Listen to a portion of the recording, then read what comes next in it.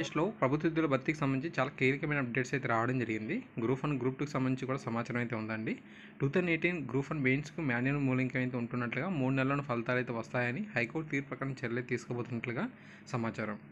రానున్న నోటిఫికేషన్స్ అన్నిటికీ కూడా డిజిటల్ మూల్యాంకనం అయితే ఉంటుందని చెప్పి ఏపీఎస్సీ కార్యదర్శి పిఎస్ఆర్ ఆంజనేయ గారు అయితే స్పష్టం చేశారండి. అత్తర్లోనే 860 అసిస్టెంట్ జూనియర్ ఇంజనీర్ పోస్టులకు నోటిఫికేషన్స్ కూడా రిలీజ్ చేస్తారంట. ఇందులో మనకు 190 అసిస్టెంట్ ఇంజనీరు, 670 జూనియర్ ఇంజనీర్ పోస్టులకు అయితే నోటిఫికేషన్స్ అయితే రిలీజ్ చేస్తారు. ఇంకా గ్రూప్ 1, గ్రూప్ 2 విషయానికి వచ్చినట్లయితే అత్తర్లోనే వీటికి సంబంధించిన నోటిఫికేషన్ కూడా వస్తుందని చెప్పారు. సో ఏదైతే మనకు క్యాలెండర్లో ప్రకటించారో సో అందులో మనకు చాలా తక్కువ సంఖ్యలో పోస్టులు అనేవి ఉండడంతో సర్వత్ర విమర్శ అయితే రావడం జరిగింది.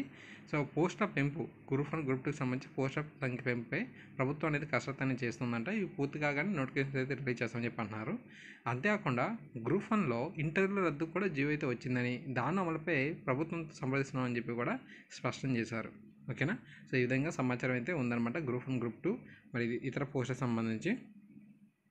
చూడండి, వరుసగా కొత్త నోటిఫికేషన్ విడుదల. కొత్తగా పలు పోస్టుల భర్తీకి వరుసగా నోటిఫికేషన్ అయితే విడుదల చేస్తామని పిఎస్ఆర్ ఆంజనేయ తెలిపారు. ఇప్పటికే పలు పోస్టుల నోటిఫికేషన్స్కు విడుదల సిద్ధంగా ఉన్నాయన్నారు. అన్ని పోస్టులతో ఒకేసారి క్యాలెండర్ ప్రకటించడం సాధ్యం కాదని వివరించారు. ఆన్లైన్లో పరీక్షలు జరగనున్నందున పరీక్ష కేంద్రాలు అందుబాటు, ఇతర విభాగాల పరీక్షల తేదీలను కూడా దృష్టిలో పెట్టుకోవాల్సి అయితే ఉంటుందన్నారు.